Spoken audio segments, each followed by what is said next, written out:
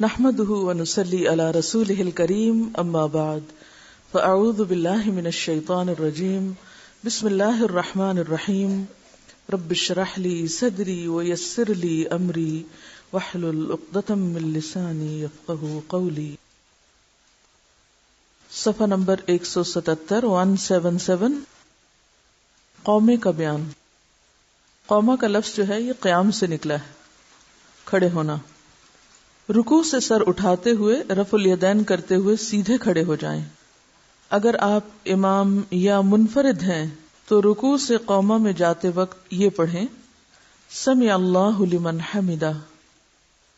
اللہ نے اس کی سن لی جس نے اس کی تعریف کی. تعریف کرنے والے نے کب کی تھی؟ نماز میں کب؟ ابتدا میں، دعائے استفتاح میں، پھر اس کے بعد سورۃ الفاتحہ میں، پھر اس کے بعد قرآن کی قرات کی صورت میں بھی، اور پھر رکوع کی تسبیحات میں. تو سمع اللہ لمن حمدہ یہ کہنا کیا معنی رکھتا ہے؟ یہ کیوں کہا جاتا ہے؟ یہ کیوں کہنا چاہیے؟ ایسا کیوں کہنا چاہیے؟ جب آپ کہتے ہیں یہ تو کیا سوچ کے کہتے ہیں؟ بتائیے مجھے.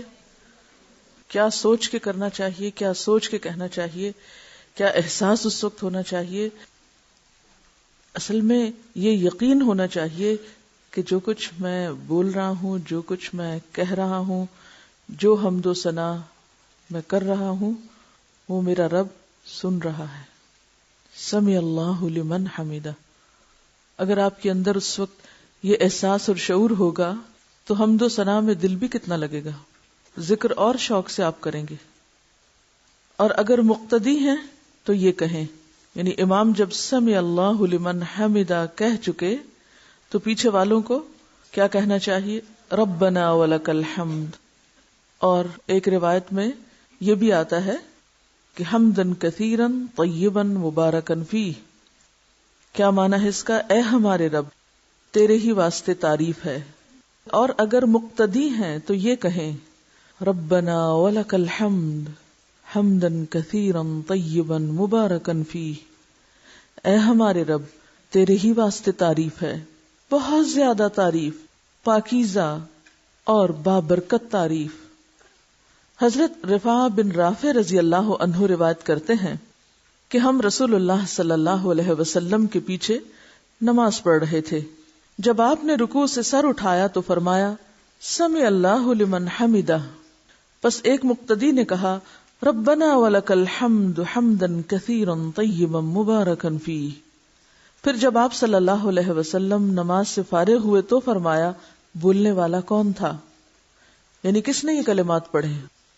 آپ نے نہیں سکھائے تھے یہ کلمات، اس نے والہانہ انداز میں کہہ دیے. اللہ کی محبت میں اس کے منہ سے یہ کلمات نکلے. ایک شخص نے کہا یا رسول اللہ میں تھا. آپ نے فرمایا میں نے 30 سے زائد فرشتے دیکھے جو ان کلموں کا ثواب لکھنے میں جلدی کر رہے تھے. عام طور پر تو کرام کاتبین میں ایک دائیں اور ایک بائیں ہوتا ہے نا، اور کچھ فرشتے عبادت گاہوں میں، علم کی مجلسوں میں حاضر ہوتے ہیں اور وہ گواہ بھی ہوتے ہیں. واپس جا کر اللہ تعالیٰ کے پاس گواہی دیتے ہیں کہ لوگ کیا کر رہے تھے، اور وہ لکھتے بھی ہیں.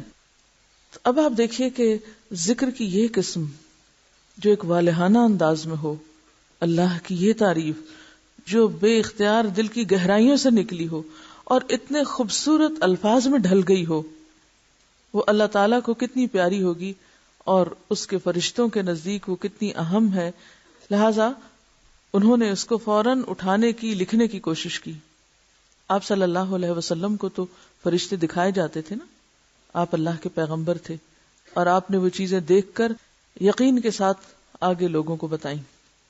اب یہاں ایک بات یہ بھی سمجھ لیجئے کہ آپ صلی اللہ علیہ وسلم کی موجودگی میں ایک کام کا کیا جانا اور پھر آپ کا اس پر تعریف کرنا یا اسے اپروو کرنا یا اس پر خاموشی اختیار کرنا، یہ تو درست ہے، یہ دین میں اضافہ نہیں، کیونکہ آپ کا اپروول ہے اس پر. یہ بھی حدیثی کی ایک قسم ہے. یہ عمل پھر سنت بن جاتا ہے جو آپ کی موجودگی میں ہوا اور آپ نے اس کو کنفرم کر دیا. لیکن اگر آج کے دور میں کوئی شخص نماز میں اس طرح کے اضافے کرنا شروع کر دے اپنی مرضی سے، تو کیا یہ جائز ہوگا؟ کیوں؟ فرق کیا ہے؟ یہ کیوں بدعت بن جائے گا اور وہ کیوں سنت بن گیا؟ یہ عمل کسی بھی چیز کی ایکسپٹنس کا، یہ ریجیکشن کا، صرف آپ صلی اللہ علیہ وسلم ہی کی موجودگی میں ہو سکتا تھا. آپ ہی کو یہ اختیار تھا. مجھے یا آپ میں سے کسی کو یہ اختیار نہیں کہ ہم کوئی بات ایسی عبادات کے اندر ڈال کے اسے کہیں یہ بھی بڑی اچھی لگ رہی ہے اور اس سے بھی بڑی خوبصورتی ہو رہی ہے اور یہ کام بھی کر لینا چاہیے. مثلا اگر آج ہم میں سے کوئی خوبصورت دعائیں بنا کے نماز میں یا وضو کے وقت یا کسی اور وقت میں شامل کر لے تو یہ عمل سنت نہیں قرار پائے گا، یہ پھر دین میں اضافہ ہوگا کیونکہ دین مکمل ہو چکا ہے. ہاں، نماز کے علاوہ آپ اللہ کی حمد و ثنا اور تعریف کے جو بھی کلمات کہیں، جس انداز سے آپ کو اپنے رب پر پیار آئے، وہ آپ کا اور آپ کے رب کا معاملہ ہے.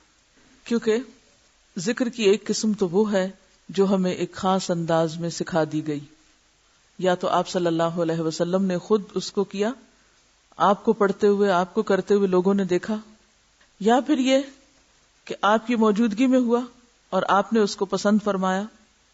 لیکن اس کے بعد ہمیں اس بات کا پابند نہیں کیا گیا کہ ہم صرف اور صرف اسی انداز میں ذکر کریں. ہم اس کے علاوہ بھی اللہ کی محبت میں اللہ کو جس انداز سے چاہیں یاد کریں، بشرطے کہ وہ انداز شریعت سے ٹکراتا نہ ہو، اس کے مخالف نہ ہو. کیونکہ ذکر کیا ہے؟ اللہ کی یاد، اور اس پر کوئی قید تو نہیں نا کہ آپ اللہ کو اس طرح یاد نہ کریں، اس طرح یاد نہ کریں.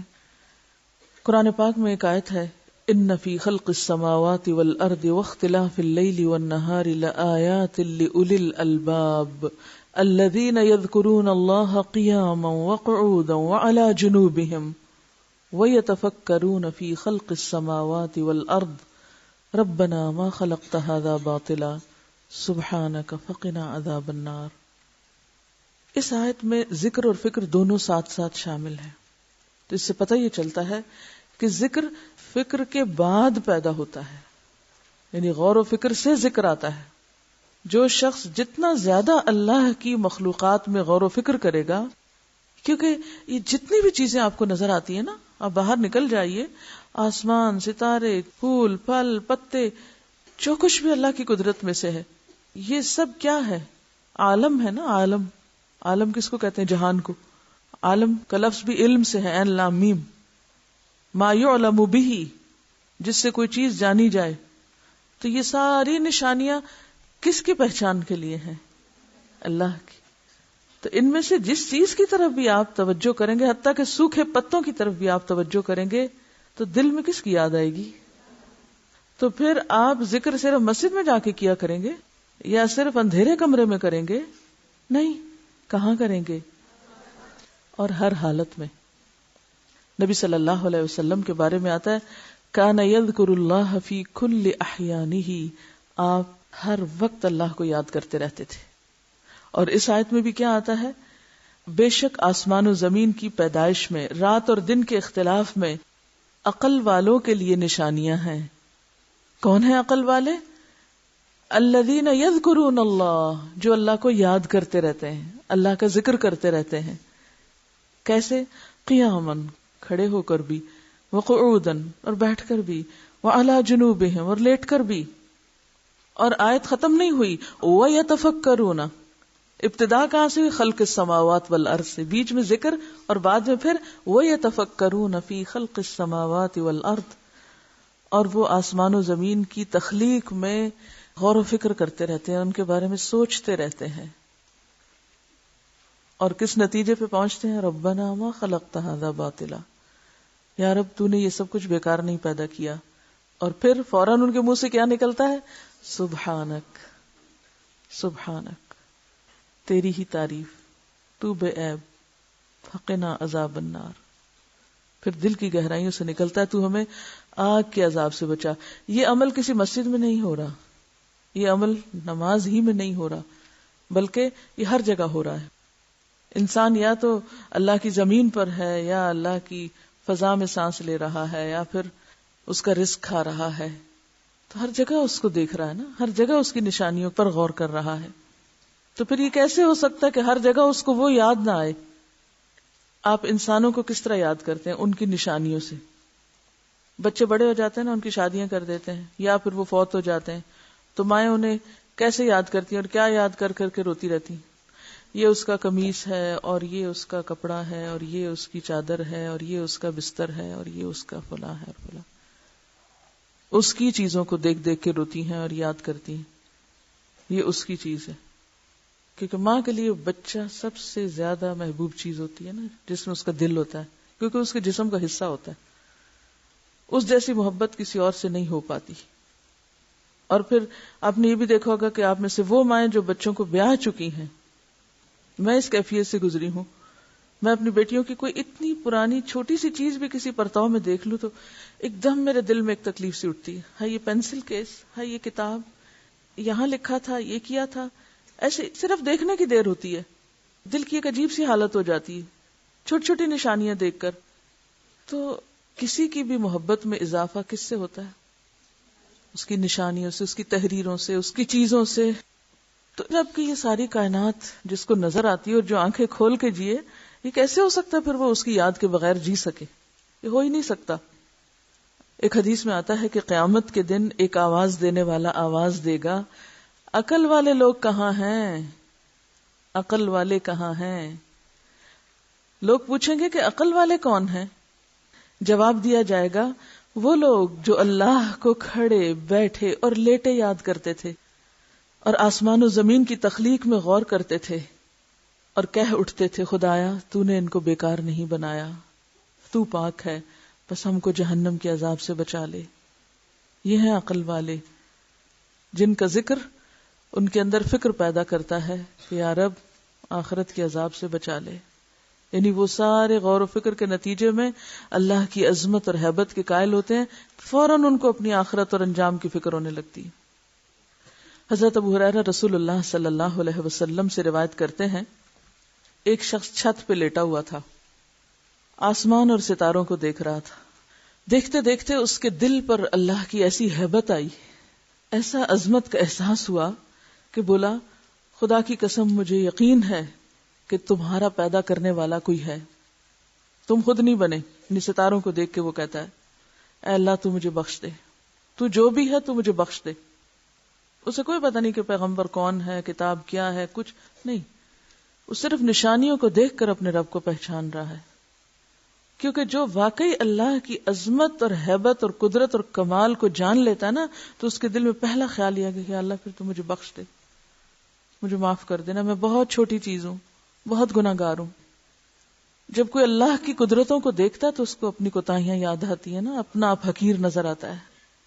اور جو اللہ کی قدرتیں نہیں دیکھتا اس کو اپنی ہی بڑائیاں اور اپنے ہی آرٹ اور اپنی ہی ذہانتیں اور اپنے ہی کمالات پھر اس کی نگاہوں میں سمائے رہتے ہیں، میں یہ بھی ہوں اور میں وہ بھی ہوں اور میں ایسا بھی ہوں اور میں ویسا بھی. یہ سارے تکبر نتیجہ ہے اس بات کا کہ ہم نے اپنے رب کو نہیں پایا. پھر سارا وقت دھیان اپنی ہی تعریفوں اور اپنے ہی کمالات کی طرف لگا رہتا ہے.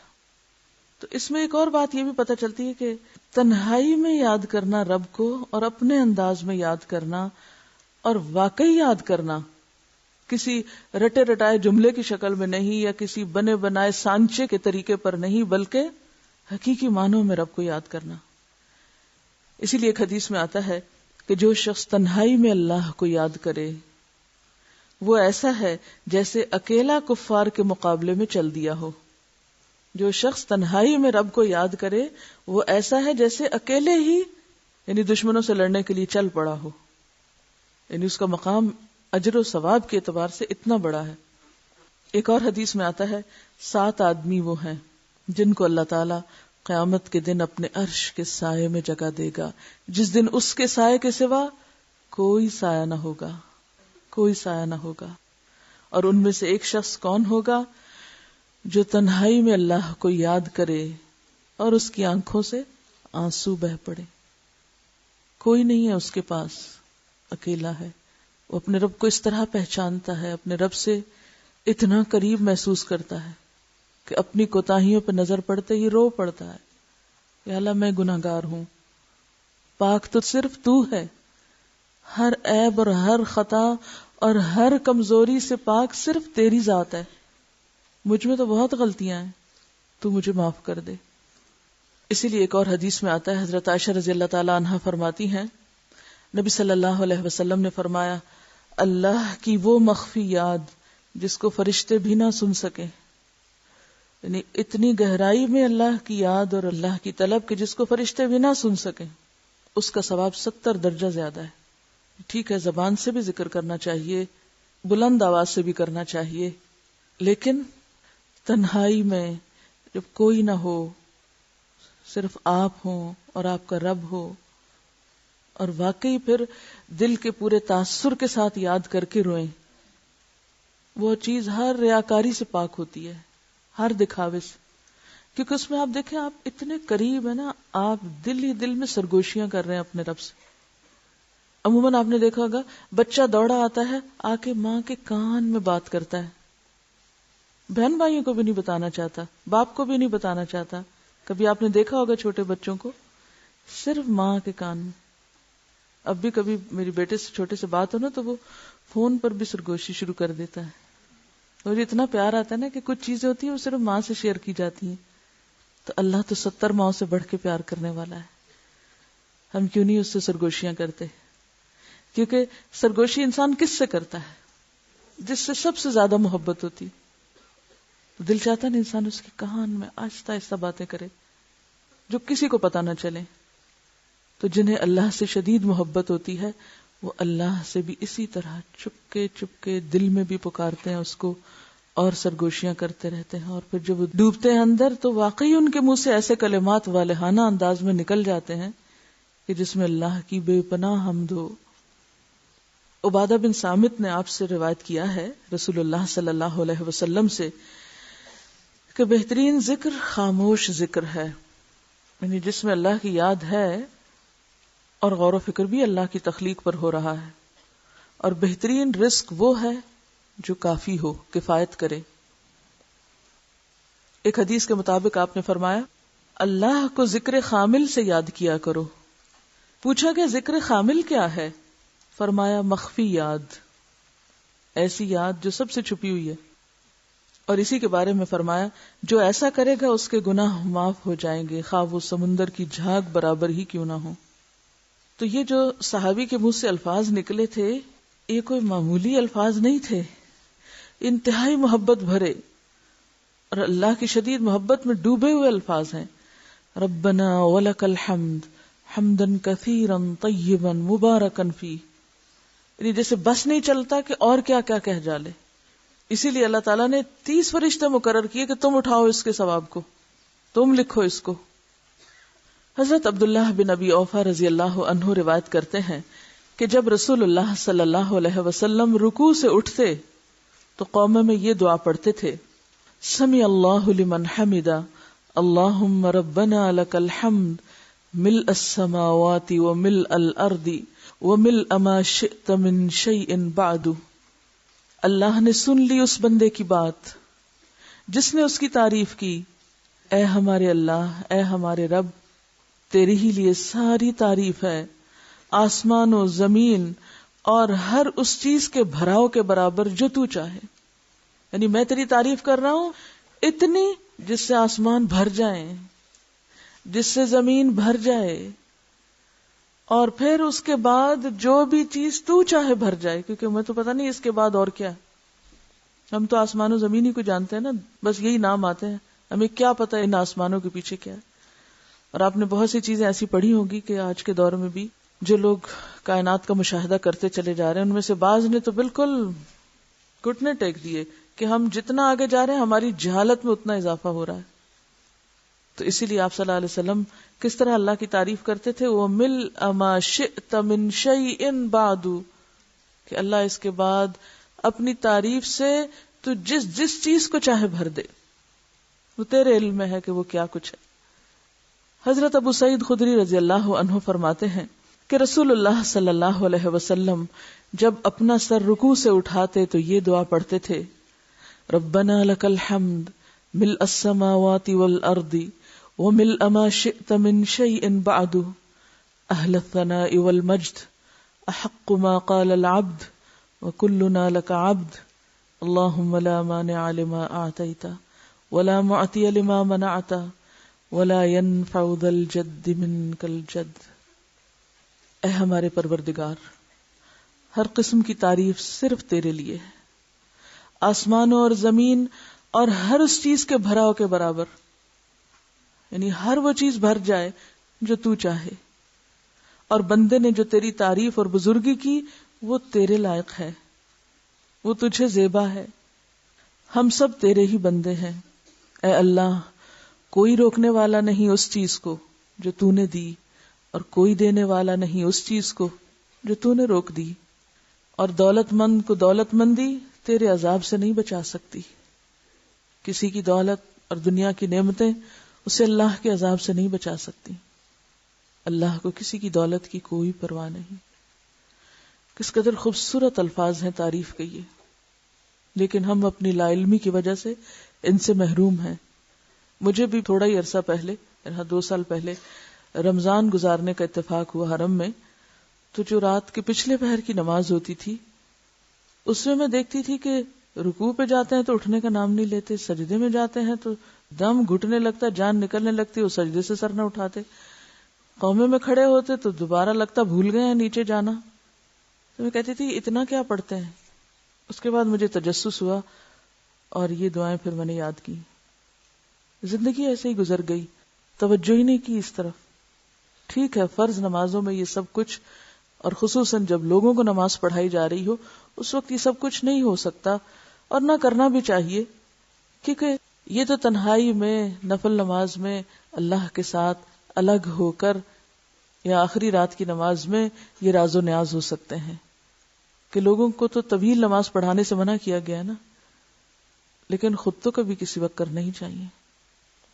رسول اللہ صلی اللہ علیہ وسلم قومے میں فرماتے، اللہم لک الحمد ملء السماء وملء الارض وملء ما شئت من شیء بعد، اللہم طہرنی بالثلج والبرد والماء البارد، اللہم طہرنی من الذنوب والخطایا کما ينقى الثوب الابيض من الوسخ. اے اللہ تیرے ہی لیے ساری تعریف ہے، آسمانوں اور زمین اور ہر اس چیز کے بھراؤ کے برابر جو تو چاہے، جو تجھے پسند ہو. اے اللہ مجھے برف، اولے اور ٹھنڈے پانی سے پاک کر دے. اور پہلے بھی میں ذکر کر چکی ہوں کہ جب تک آپ برف باری دیکھیں نہ اور ٹھنڈے پانی کے فوائد جانے نہ، اس معنی کو بھی نہیں سمجھ سکتے کہ جو صفائی برف باری کے بعد ہوتی ہے اور سردی کے بعد ہوتی ہے وہ عام سادے پانی اور سادی بارش سے بھی نہیں ہوتی. اے اللہ مجھے گناہوں اور خطاؤں سے ایسا پاک کر دے جس طرح سفید کپڑا میل کچیل سے صاف کیا جاتا ہے، بالکل سپاٹ لیس وائٹ. بہت سے لوگوں کو قومے کا پتہ نہیں کہ وہ کیا ہوتا ہے. واضح ہو کہ رکوع کے بعد اطمینان سے سیدھا کھڑے ہونے کو قومہ کہتے ہیں. قومہ کا مطلب ہی کھڑا ہونا ہے. اور جو لوگ ہل جل کے نماز پڑھے، رکوع میں گئے اور ہلتے ہلتے اوپر، یعنی سمع اللہ لمن حمدہ نیچے سے اوپر جاتے ہوئے کی اور ربنا ولک الحمد سجدے میں جاتے ہوئے کی، انہوں نے کیا قومہ کرنا ہے؟ یہ دعائیں کہاں پڑھنے کی ہیں؟ جب آپ بالکل ساکت کھڑے ہو جائیں، رکوع کے بعد پڑھ کے پھر اطمینان سے سجدے میں جائیں. عام طور پر ہماری نماز کہتی ہے رکوع سے اٹھے سمع اللہ لمن حمدہ ربنا ولک الحمد، 1 سیکنڈ نہیں ٹکتے، ساتھ ہی اوپر ہوئے اور نیچے گئے، ختم نماز. رسول اللہ صلی اللہ علیہ وسلم رکوع سے سر اٹھا کر سیدھے کھڑے ہو کر بڑے اطمینان سے قومے کی دعا پڑھتے. حضرت برا رضی اللہ عنہ سے روایت ہے کہ رسول اللہ صلی اللہ علیہ وسلم کا رکوع اور سجدہ اور 2 سجدوں کے درمیان بیٹھنا اور رکوع سے اٹھ کر قومہ میں کھڑا ہونا برابر ہوتا تھا سوائے قیام کے. یعنی قیام ضرور طویل ہوتا تھا لیکن سجدہ اور 2 سجدوں کے درمیان بیٹھنے کا وقفہ اور اسی طرح رکوع اور رکوع کے بعد کھڑے ہونے کا جو ٹائم پیریڈ ہے وہ برابر ہوتا تھا. ہاں قیام لمبا ہوتا تھا. یعنی اس سے آپ اندازہ لگا سکتے ہیں کہ آپ کتنی دیر ان ارکان کے بیچ میں بھی سکوت اختیار کرتے تھے، ٹھہراؤ اختیار کرتے تھے، ذکر کیا کرتے تھے. سوائے قیام کے اور تشہد کے، یعنی تشہد کا جو اتحیات ہوتا تھا وہ طویل ہوتا تھا اور قیام طویل ہوتا تھا. باقی رکوع اور رکوع کے بعد کھڑے ہونا، سجدے اور سجدوں کے بیچ میں بیٹھنا، یہ برابر ہوتا تھا. یعنی یہ 4 چیزیں رکوع، سجدہ، جلسہ اور قومہ طوالت میں تقریباً برابر ہوتی تھی. بعض اوقات آپ صلی اللہ علیہ وسلم کا قومہ بہت لمبا ہوتا تھا. حضرت انس کہتے ہیں نبی کرم صلی اللہ علیہ وسلم اس قدر لمبا قومہ کرتے کہ کہنے والا کہتا کہ آپ بھول گئے ہیں. صحیح مسلم کی روایت. کیا بھول گئے؟ آپ بھول گئے سجدے میں جانا. یہ اسی وقت ہو سکتا ہے کہ ایک بندہ رکوع سے سر اٹھا کے یہ ساری دعائیں پڑھے اور اپنے رب کی تعریف کر رہا ہو، اور اگر آپ ایک دفعہ سے 2 دفعہ ایک دعا پڑھ لیں یا 3 دفعہ پڑھ لیں تو آپ دیکھیں کہ کتنا طویل ہو سکتا ہے. سجدے کے احکام. حضرت ابو ہریرہ رضی اللہ عنہ سے روایت ہے کہ رسول اللہ صلی اللہ علیہ وسلم نے فرمایا اذا سجد احدکم فلا یبرک کما یبرک البعیر ولیدع یدیہ قبل رکبتیہ. جب تم میں سے کوئی سجدہ کرے تو اونٹ کی طرح نہ بیٹھے بلکہ اپنے دونوں ہاتھ گھٹنوں سے پہلے رکھے. اونٹ کیسے بیٹھتا ہے؟ کبھی دیکھا بیٹھتے ہوئے؟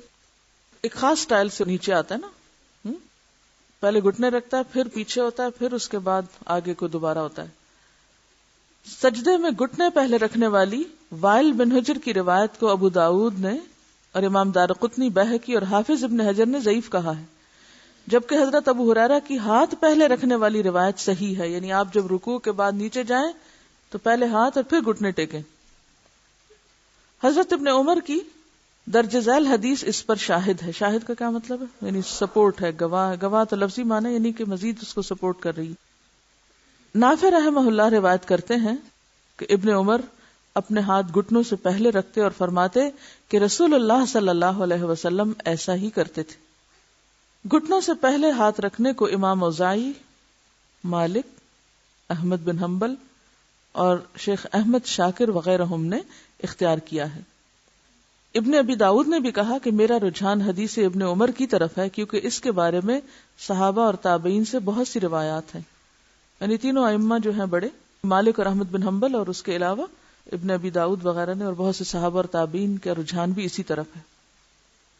دیکھیے ایسا نہیں ہے اس موقع پہ اب آپ یہ سوچیں کہ جو لوگ ایسا نہ کریں ان کی نماز نہیں. یہ بات نہیں ہے. ایک ہے نماز کا ہو جانا اور ایک یہ ہے اس کے اندر خوبصورتی کا ہونا اور اس کو بالکل ایکوریٹلی اسی طرح پڑھنے کی طلب اور تڑپ رکھنا اور اس بات کی جستجو رکھنا کہ صحیح ترین چیز سے، راجح چیز سے جو عمل ثابت ہے میں وہ کر سکوں. یہ ایک شوق کی بات ہے نا، ورنہ کرنے کا تو آپ کچھ بھی کر لیں نماز میں. نمبر 2، سجدے میں پیشانی اور ناک زمین پر ٹکائیں. یعنی یہ 2 چیزیں زمین پر لگی ہونی چاہیے، ناک اٹھا ہوا نہیں ہونا چاہیے یا ناک ٹکا کے پیشانی نہیں اٹھنی چاہیے. نمبر 3، سجدے میں دونوں ہاتھوں کو کندھوں کے برابر رکھیں. ٹھیک ہے، یعنی پیچھے ذرا لائیں گے. یعنی جب آپ سجدہ کریں گے تو 2 ہاتھ کے بیچ میں نہیں سجدہ کریں گے بلکہ کیا ہوگا، ہاتھ ذرا پیچھے ہوں گے. ٹھیک ہے، اس سے پوزیشن زیادہ اچھی بنتی. سجدے میں دونوں ہاتھوں کو کانوں کے برابر رکھنا بھی درست ہے. یعنی تھوڑا سا آگے کر لیں لیکن بالکل آگے نہیں. بعض لوگ ہوتے ہیں ہاتھ آگے ہیں اور خود پیچھے ہیں. یہ سجدے کا طریقہ درست نہیں. سجدے میں ہاتھوں کی انگلیاں ایک دوسرے سے ملا کر رکھیں. نہیں بالکل اکڑا کے تو نہیں لیکن ساتھ ساتھ ہی لگی ہوئی ہو نارمل طریقے سے. اور انہیں قبلہ رخ رکھیں. یعنی انگلیاں سامنے ہونی چاہیے کیونکہ بعض لوگوں کو میں سجدہ کرتے ہوئے دیکھا کہ سجدے میں ہاتھ ٹیڑھے رکھے ہوئے ہوتے ہیں. یعنی پھیلا کے دائیں اور بائیں طرف ٹلٹ کیے ہوئے ہوتے ہیں. ایسے نہیں، اسٹریٹ قبلے کی طرف انگلیوں کا رخ.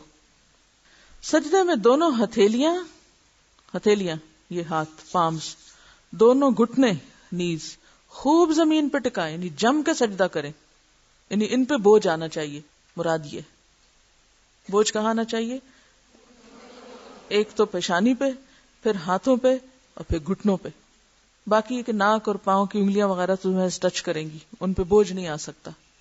ٹھیک ہے، اس طرح اگر آپ سجدہ کریں گے تو آپ دیکھیں گے کہ واقعی سارے جسم کا خون جو ہے وہ سر کی طرف آ گیا ہے. آپ کو فیل ہوگا باقاعدہ. اب دیکھیے کہ دن بھر ہم عام طور پر جو بیٹھتے ہیں اس میں سر کی طرف خون کم جاتا ہے، بیچ کے دھڑ میں پھر بہتر، اور پاؤں کی طرف ہی سارا عموماً پریشر رہتا ہے نیچے والے حصے میں. یہ بالکل ایسے ہی جیسے کسی گھر کی 3 منزلیں ہوں. ہمارے جسم کی بھی ایک طرح سے 3 منزلیں ہیں.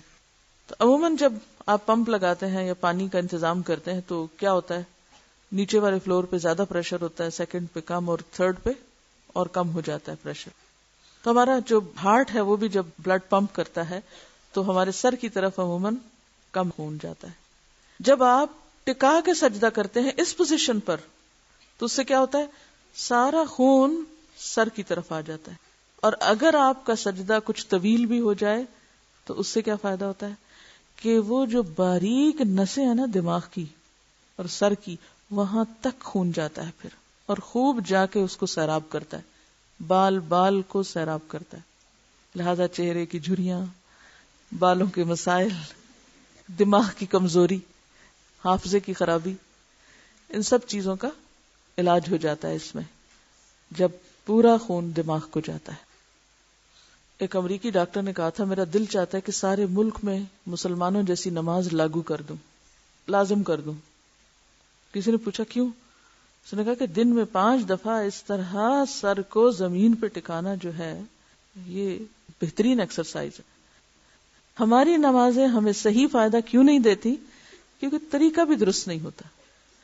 مختلف رکن ادا کرتے وقت نماز کے جو اصل مسنون طریقہ اگر آپ اس کو 100% فالو کریں تو نتائج بھی 100% ہوں گے۔ ہم جتنے % فالو کرتے ہیں اس کو اتنے % ہی نتیجہ بھی نکلتا ہے۔